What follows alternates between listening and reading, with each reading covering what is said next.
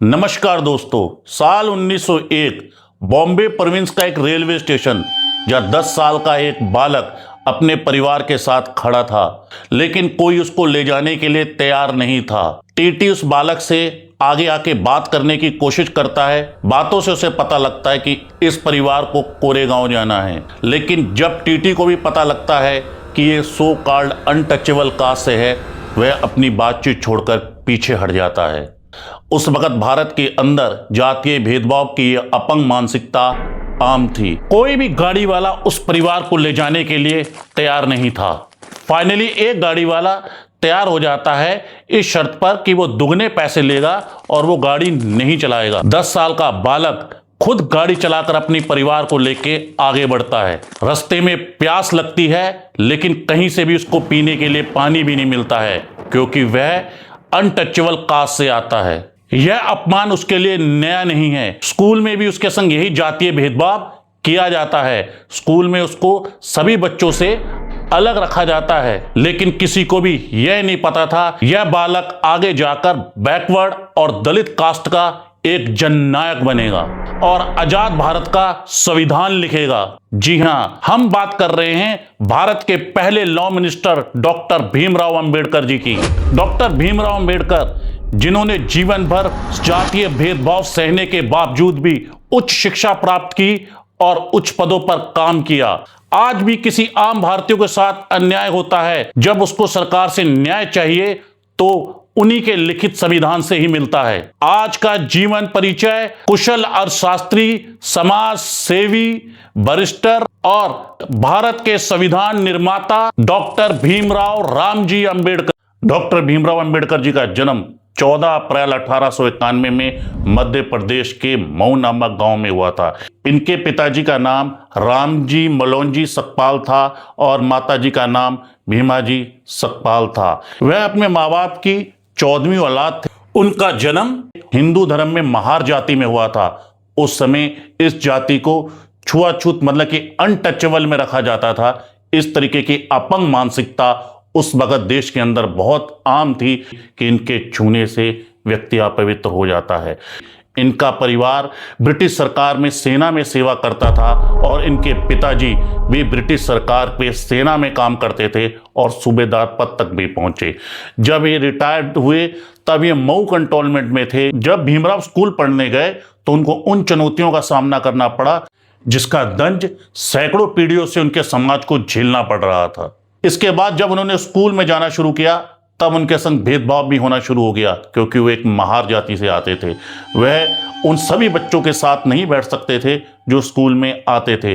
वे अपना अलग से एक बोरा लेके आते थे और सब बच्चों से अलग उस बोरे पर बैठते थे, और सफाई करने वाला व्यक्ति भी उस बोरे को हाथ नहीं लगाता था। तब स्कूल में घड़े से पानी पिया जाता था, लेकिन तब वह घड़े से पानी भी नहीं पी सकते थे। स्कूल का चपरासी ही उन्हें घड़े से पानी निकाल कर पिलाता था। जिस दिन चपरासी छुट्टी पर होता था तब उनको सारा दिन प्यासा रहना पड़ता था। तब ये अपंग मानसिकता आम थी कि इस बिरादरी को छूने से इंसान अपवित्र हो जाता है।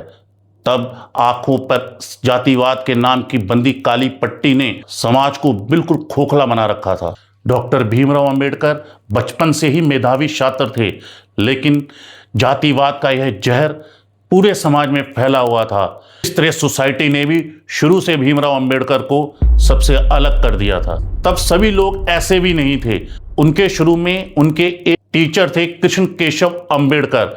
वह ब्राह्मण होने के बावजूद भी इस तरीके की भेदभाव को नहीं मानते थे। वह भीमराव से बहुत प्रभावित थे, लेकिन उनके ऊपर हो रहे जातिगत भेदभाव से वे खुश नहीं थे। तब उन्होंने अपना सरनेम अंबेडकर उनको दे दिया। वहीं से उनका नाम भीमराव से भीमराव अंबेडकर पड़ा।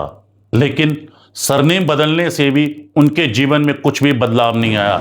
छुआछूत का भेदभाव उनके प्रति जस का तस बना रहा। समाज में जातीय भेदभाव की नफरत झेल रहे भीमराव अंबेडकर के ऊपर बचपन में दुखों का पहाड़ तब टूट पड़ा जब 6 साल की आयु में उनकी मां का देहांत हो गया। बचपन में मां का साया चले जाने के बाद उसके बाद उनकी बुआ मीराबाई सतपाल ने ही आगे की जिम्मेदारी संभाली। जब वो 10 साल के थे तब उनके पिताजी ने दूसरी शादी कर ली। इससे वे बहुत निराश हुए और घर से निकलकर मुंबई में कारखाने में काम करने की सोची, जहां उस तरफ के कुछ लोग उस कारखाने में काम कर रहे थे, परंतु गरीबी में पैसे की कमी से वे जा ही नहीं सके।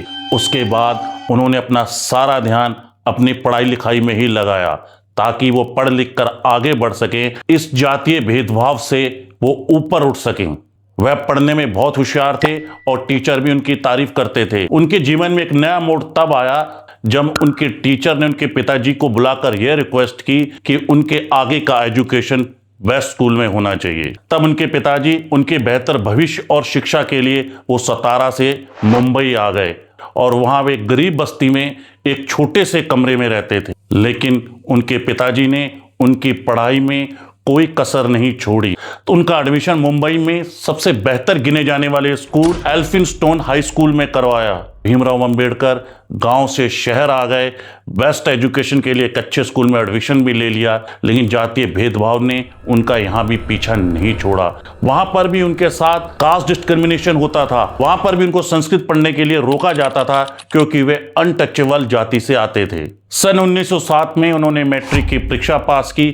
ऐसा करने वाले वे अपने समाज के एक अनोखे ही व्यक्ति थे। तभी उनकी शादी भी हो गई। उस समय बाल विवाह आम था। जब उनका विवाह हुआ वे 15 साल के थे और उनकी पत्नी रमाबाई 9 साल की थी और उनकी पत्नी ने हर सुख दुख में उनका साथ दिया। वे उपले बनाकर गांव में बेचती और दूसरे के घरों में काम करती, परिवार का खर्च भी उठाती और भीमराव अंबेडकर की पढ़ाई का खर्चा भी उठाती थी। भीमराव अंबेडकर उनका बहुत सम्मान करते थे और उनको पूजनीय मानते थे। इन्हीं सब संघर्षों को पार करते हुए उन्होंने इंटरमीडिएट की परीक्षा पास कर ली थी।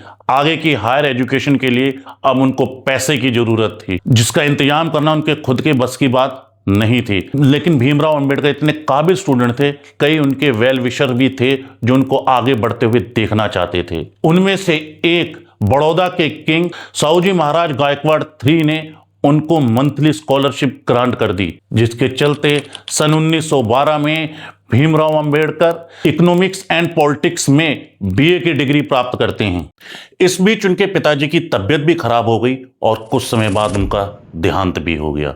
लेकिन उनके पढ़ाई का सफर नहीं रुका। पढ़ाई को लेकर उनमें ऐसा जुनून था कि वो हर सीमा को लांघने को तैयार थे। साल 1913 में बड़ौदा के महाराज ने एक स्कीम निकाली जिसके तहत कुछ आउटस्टैंडिंग स्कॉलर को आगे की पढ़ाई के लिए विदेश भेजा जाना था, जिसमें भीमराव अंबेडकर जी का भी सिलेक्शन हो गया। लेकिन इसमें एक शर्त रखी गई कि पढ़ाई पूरी होने के बाद 10 साल तक बड़ौदा स्टेट को सर्विस देनी होगी। उन्होंने इसको एक्सेप्ट कर लिया और अमेरिका की कोलंबिया यूनिवर्सिटी में अपनी पढ़ाई करने लगे। सन 1915 में उन्होंने इकोनॉमिक्स से MA की डिग्री भी प्राप्त कर ली। ठीक 2 साल बाद सन 1917 में उन्होंने PhD की डिग्री भी हासिल कर ली। इकोनॉमिक्स में विदेश से डिग्री करने वाले पहले भारतीय बने। वह इतने में ही नहीं रुके, इसके बाद वो इंग्लैंड चले गए, जहां उन्होंने London of school of economics join किया। लेकिन उनको पढ़ाई छोड़कर जून 1917 में भारत वापस लौटना पड़ा, क्योंकि 1914 में शुरू हुआ प्रथम विश्व युद्ध अब अपने चरम पर था और उनको मिलने वाली स्कॉलरशिप भी अब एक्सपायर हो चुकी थी। शर्त के मुताबिक अब उन्हें बड़ौदा राज्य के लिए नौकरी करनी थी। डॉक्टर भीमराव अंबेडकर ने बड़ौदा में अपनी पहली महत्वपूर्ण नौकरी बड़ौदा राज्य के रक्षा सचिव डिफेंस सेक्रेटरी के रूप में ज्वाइन की। डॉक्टर भीमराव अंबेडकर पिछले 4 साल बिना भेदभाव में रहे थे। अनटचेबल जैसी बातों का उनको सामना नहीं करना पड़ा था, लेकिन भारत में लौटते ही फिर उनके संग जातीय भेदभाव शुरू हो गया। इतना पढ़ लिख जाने पर भी, ऊंची पोस्ट पर काम करने के बाद भी उनको भारत के अंदर छुआछूत के कड़वे सच का सामना भी करना पड़ा। उनको जातीय भेदभाव की वजह से ना रहने के लिए घर या होटल मिलता था, ना ही उन्हें कोई किराए पे कमरा देने के लिए तैयार था। फिर उन्होंने अपनी जाति छुपाकर पारसी गेस्ट हाउस में रहने लगे। हद तो तब हो गई जब एक दिन वह काम पर निकले और कुछ लोग लाठी डंडे लेकर उनके कमरे के बाहर आ गए और उन पर इस होटल को अपवित्र करने का आरोप लगाया। इससे वह बहुत निराश हुए और अपने आप को बहुत अपमानित महसूस किया। यह घटना उनके जीवन में सबसे दर्दनाक अनुभव में से एक बन गया। लेकिन उन्होंने हिम्मत नहीं हारी और यहीं से उन्होंने तय किया कि इस भद्दी व्यवस्था के खिलाफ वह पूरी शिद्दत से लड़ेंगे। 11 दिन की नौकरी करने के बाद वह वापस मुंबई लौट आए और दूसरी नौकरी तलाशने लगे। कभी ट्यूटर, कभी अकाउंटेंट और कभी बैंक इन्वेस्टर के रूप में उन्होंने काम किया, लेकिन हर जगह उनको जातीय भेदभाव का सामना करना पड़ा। लेकिन ज़्यादातर क्लाइंट अनटचेबल जाति की वजह से उनके साथ काम करना नहीं पसंद करते थे, लेकिन उन्होंने हार नहीं मानी। आखिर में उनकी मेहनत रंग लाई। Doctor Bhimrao Ambedkar Sydenham college commerce और इकोनॉमिक्स में इकोनॉमिक्स के प्रोफेसर बन गए। अब वो पब्लिक गैदरिंग में खुलकर आने लगे और अब उनकी पहचान एक लीडर के रूप में बनने लगी। सन 1919 में ब्रिटिश सरकार की साउथ बोरो समिति में उनको आमंत्रित किया गया, जहां उन्होंने इस समिति में उन्होंने दलितों के लिए अलग निर्वाचन प्रणाली और वंचित वर्गों के लिए विशेष आरक्षण का सुझाव भी दिया था। इसके बाद उन्होंने मराठी में एक मूकनायक नामक पेपर की शुरुआत की, जिसमें वो छुआछूत और जातीय भेदभाव के खिलाफ खुलकर सख्त शब्दों में लिखने लगे। यह पेपर अब अनटचेबल कास्ट के लिए एक आवाज बन गया। इसी पेपर के एक आर्टिकल में उन्होंने लिखा, हमें सिर्फ आजाद भारत नहीं चाहिए, बल्कि सबको रिलीजियस, सोशल और पॉलिटिकल इक्वलिटी भी चाहिए। बिना इक्वलिटी के स्वराज भी गुलामी के सम्मान होगा। वह चाहते थे कि दलितों को यह विश्वास मिले कि उनका अस्तित्व किसी की दया पर नहीं, बल्कि उनके अधिकारों पर टिका है। बस इन्हीं विचारों के चलते ही अब वो काफ़ी पॉपुलर भी हो चुके थे और यहीं से doctor Bhimrao Ambedkar untouchable caste के दिलों में भी बसने लगे। अभी भी उनके अंदर एजुकेशन पाने का ऐसा जुनून था कि वो आगे की शिक्षा और प्राप्त करना चाहते थे। वे मानते थे कि एजुकेशन ही एक ऐसा हथियार है जो समाज की छुआछूत जैसी अपंग मानसिकता को तोड़ सकती है। वह लोन और कुछ दोस्तों की मदद से लंदन गए। लंदन में उन्होंने स्कूल ऑफ कॉमर्स, इकोनॉमिक्स और ग्रेसिन से आगे की शिक्षा प्राप्त की और यहीं से उन्होंने बैरिस्टर की डिग्री भी प्राप्त की और ब्रिटिश बार में बैरिस्टर के रूप में उनको एंट्री भी मिल गई। एजुकेशन को लेकर वो इतने पैशनेट थे कि उन्होंने दर्जनों डिग्रियां हासिल की, जिसमें से 4 तो केवल डॉक्टरल डिग्रियां थीं। अप्रैल 1923 में भारत आए और बैरिस्टर के तौर पर अपनी प्रैक्टिस शुरू करने का फैसला लिया। बॉम्बे हाई कोर्ट में प्रैक्टिस के दौरान डॉक्टर अंबेडकर अनटचेबल माने जाने वाली जातियों को एकजुट करने के लिए अब वो मूक नायक के साथ साथ भ्रष्ट भारत, सामना, प्रबुद्ध भारत और जनता के नाम की मैगजीन पब्लिश करने लगे। इस मैगजीन के अलावा वे लगातार जनसभाओं में भी हिस्सा लेने लगे, जिससे चलते उनकी बात अब देश भर में सुनी जाने लगी और वह जल्द ही दलित के एक बड़े नेता के रूप में उभरकर सामने आने लगे। इसके बाद साल 1926 में बॉम्बे गवर्नर ने उन्हें बॉम्बे लेजिस्लेटिव काउंसिल के मेंबर के रूप में नॉमिनेट किया। उस समय बॉम्बे में महाद म्यूनिसिपैलिटी में एक चारवा टैंक था, जिसका पानी दलित लोग हाथ भी नहीं लगा सकते थे। डॉक्टर अंबेडकर ने इस मामले को बॉम्बे लेजिस्लेटिव में उठाया तो सरकार ने दलितों के हक की बात मान ली और कागजों में उन्हें पानी भरने की परमिशन दी। लेकिन जमीनी हकीकत जस की तस वही थी। जब 1927 में डॉक्टर अंबेडकर ने एक जनसभा में जोरदार भाषण देते हुए कहा कि ये सिर्फ पानी की बात नहीं बल्कि हमारे आत्मसम्मान की बात है, इसके बाद वे हजारों की भीड़ के साथ चारवा टैंक पहुंचकर उन्होंने वहां से पानी पिया। लेकिन इसके बाद ऊंची जाति के लोग गुस्से से आग बबूला हो गए और लाठी डंडों से कई दलितों को पीटा। इस घटना ने देश भर में सुर्खियां बटोरी और दलित आंदोलन की आग भड़क गई। इस घटना के बाद अंबेडकर महाराष्ट्र और देश के कई हिस्सों में जनसभाएं कर ऊंची जाति की श्रेष्ठता पर सवाल खड़ा करके दलितों को एकजुट करने लगे। इस सभा के दौरान उन्होंने हिंदू धर्म ग्रंथ मनुस्मृति को यह कहते हुए जला दिया कि ये दलितों के साथ सदियों से हो रहे भेदभाव के लिए जिम्मेदार है। डॉक्टर अंबेडकर के इस कदम ने भारतीय समाज को अंदर से झकझोर कर ही रख दिया। ब्रिटिश सरकार के अंदर मिंटो मॉर्ले रिफॉर्म के तहत जो सन 1909 में आया था, उसमें मुसलमानों को सेपरेट इलेक्टोरेट मिला था, जिसके तहत मुस्लिम्स की रिजर्व सीटें थी और उसमें मुस्लिम ही वोट डाल सकते थे। यही अधिकार डॉक्टर अंबेडकर अब दलितों के लिए भी चाहते थे।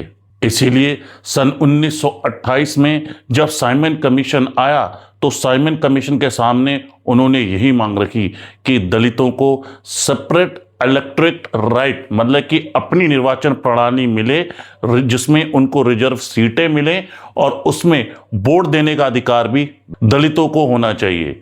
जहां पूरा देश साइमन कमीशन के विरोध में था, वहीं डॉक्टर अंबेडकर साइमन कमीशन के पक्ष में खड़े थे।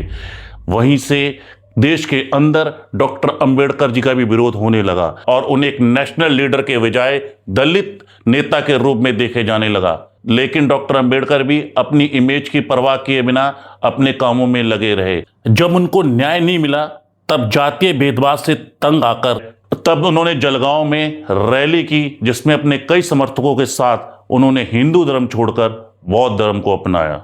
सन 1930 में जब साइमन कमीशन की रिपोर्ट आई तो पूरे देश में इसका विरोध था, लेकिन तब भी डॉक्टर अंबेडकर इसके पक्ष में ही खड़े थे। इसके बाद 1930 में लंदन में पहले राउंड में टेबल कॉन्फ्रेंस हुई, जिसमें डॉक्टर अंबेडकर भी शामिल हुए। ये पहली बार हो रहा था कि इतने बड़े मंच पर दलितों की आवाज बनकर उनकी जाति से निकला कोई शख्स उनको रिप्रेजेंट कर रहा था। लेकिन इस राउंड टेबल कॉन्फ्रेंस पे महात्मा गांधी शामिल नहीं हुए, क्योंकि वह साइमन कमीशन की रिपोर्ट से सहमत नहीं थे। देश में उस वक्त तक जवाहरलाल नेहरू, सरदार पटेल और कई बड़े नेता गांधी जी के साथ कदम से कदम मिलाकर चल रहे थे, लेकिन डॉक्टर भीमराव अंबेडकर के विचार उनसे मेल नहीं खाते थे।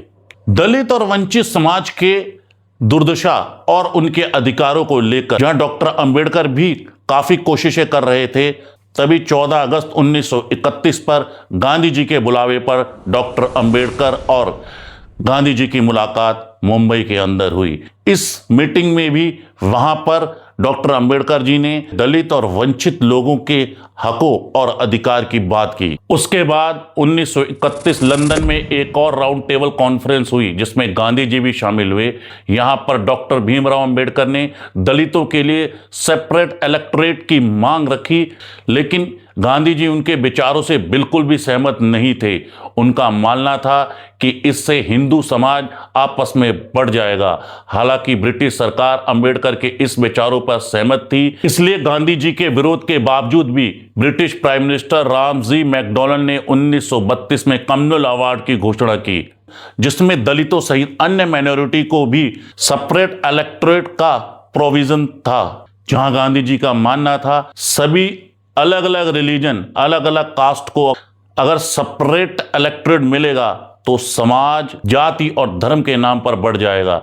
इस प्रोविजन से गांधी जी बहुत नाराज हुए और एरवड़ा जेल में आमरण अनशन पर बैठ गए।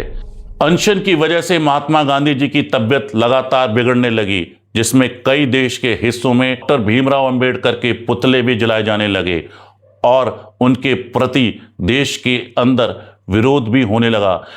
देश भर में विरोध इतना बड़ा था, आखिरकार डॉक्टर भीमराव अंबेडकर को 24 सितंबर 1932 में पूना एक्ट के तहत गांधी जी के संग समझौता साइन करना पड़ा। पूना एक्ट के तहत दलितों को अलग सेपरेट इलेक्टोरेट खत्म कर संयुक्त प्रणाली अपनाई गई, लेकिन इसके बदले में प्रांतीय विधानमंडलों में दलितों के लिए आरक्षित सीटें 71 से बढ़ाकर 148 कर दी गईं और सरकारी नौकरियों में प्रतिनिधित्व का भी आश्वासन मिला।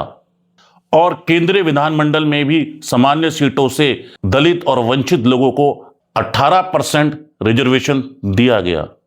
डॉक्टर अंबेडकर कोलंबिया यूनिवर्सिटी से इकोनॉमिक्स से पढ़े थे, एक कुशल अर्थशास्त्री भी थे, इसलिए उनका बहुत बड़ा योगदान भारत की केंद्रीय bank reserve bank of India के गठन में भी है।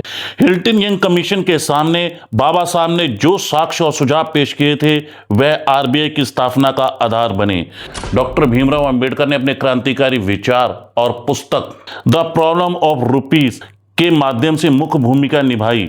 उन्होंने केंद्रीय बैंकिंग प्रणाली और भारतीय मुद्रा प्रणाली को स्थिर करने के लिए वैज्ञानिक सुझाव दिए, जो 1 अप्रैल 1935 में आरबीआई के लिए नींव बनी। जब डॉक्टर भीमराव अंबेडकर अब ये सब ऊंचाइयों को छू रहे थे और अपने क्रांतिकारी विचारों से समाज को बदल रहे थे, तभी ही उनके व्यक्तिगत जीवन में बहुत बड़ी घटना घटती है कि उनकी पत्नी रमाबाई का बीमारी के तहत देहांत हो जाता है। जिससे वह बहुत निराश होते हैं। अंबेडकर जी के संघर्षपूर्ण जीवन में उन्होंने एक अहम भूमिका निभाई थी। उनको गरीबी से लेकर और डॉक्टर बनने तक उनकी पत्नी का बहुत बड़ा योगदान था, जिन्हें माता रमई के नाम से भी जाना जाता है।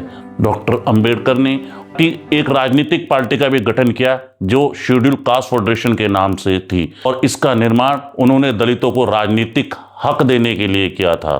इसके बाद उन्हें member of the viceroy executive council appoint किया गया, जहां उन्हें मिनिस्टर ऑफ लेबर के रूप में काम किया। इस पद पर रहते हुए अंबेडकर जी ने कई लेबर रिफॉर्म लेकर आए, जैसे सेशन वर्किंग आवर 12 घंटे से बदलकर 8 घंटे कर दिया।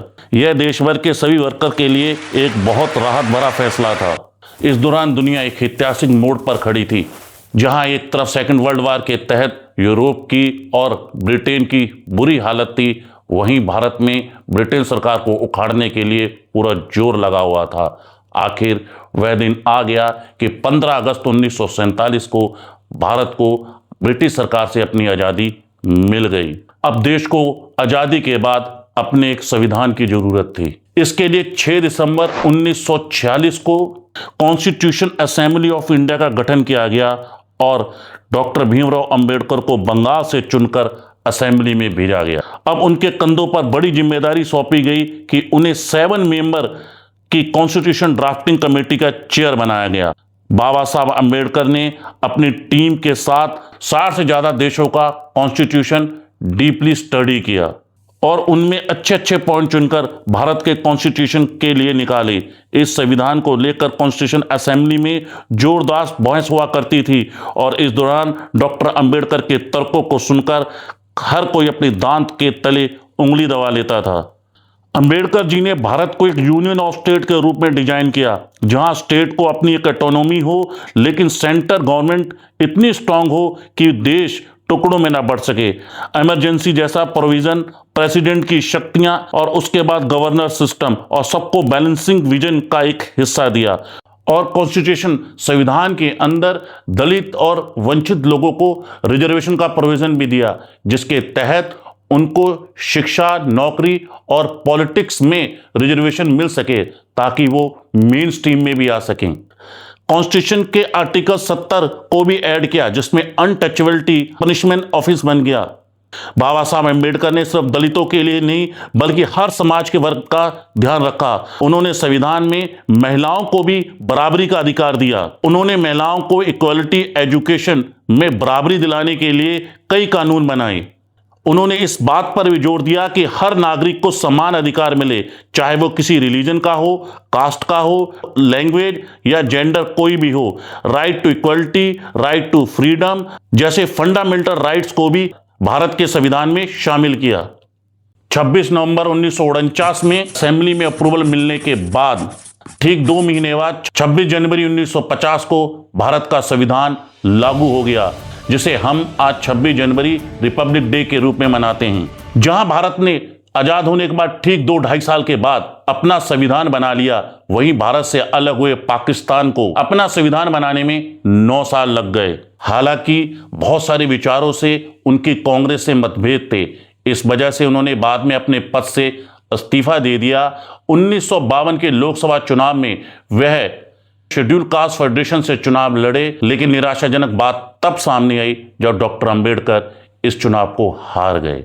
लेकिन फिर भी वो राज्यसभा के तहत असेंबली में पहुंचे। डॉक्टर भीमराव अंबेडकर को पढ़ने का इतना शौक था कि उनकी लाइब्रेरी में 500 से अधिक किताबें थी। उन्होंने दर्जनों किताबें लिखी और उनको 9 भाषाओं का ज्ञान था, जिनमें उनकी आखिरी किताब द बुद्धा एंड हिज धामा थी। इस किताब को पूरा करने के 3 महीने बाद 6 दिसंबर 1956 को उनका देहांत हो गया। आज भी भारत के अंदर अगर किसी व्यक्ति के साथ अन्याय होता है, जहां किसी के संग हल्की सी मारपीट भी होती है, जब वो सरकार के पास जाता है, डॉक्टर अंबेडकर साहब की समिति का संविधान ही है जो उसके सामने सरकार पेश करती है। डॉक्टर अंबेडकर जो गरीबी के बचपन से निकलकर जिंदगी भर छुआछूत जैसी मानसिकता को झेलते रहे, आखिर अपने शिक्षा से उन्होंने भारत की केंद्रीय बैंक के साथ साथ भारतीय संविधान का भी निर्माण किया। सन 1990 में उन्हें भारतीय रत्न से भी नवाजा गया।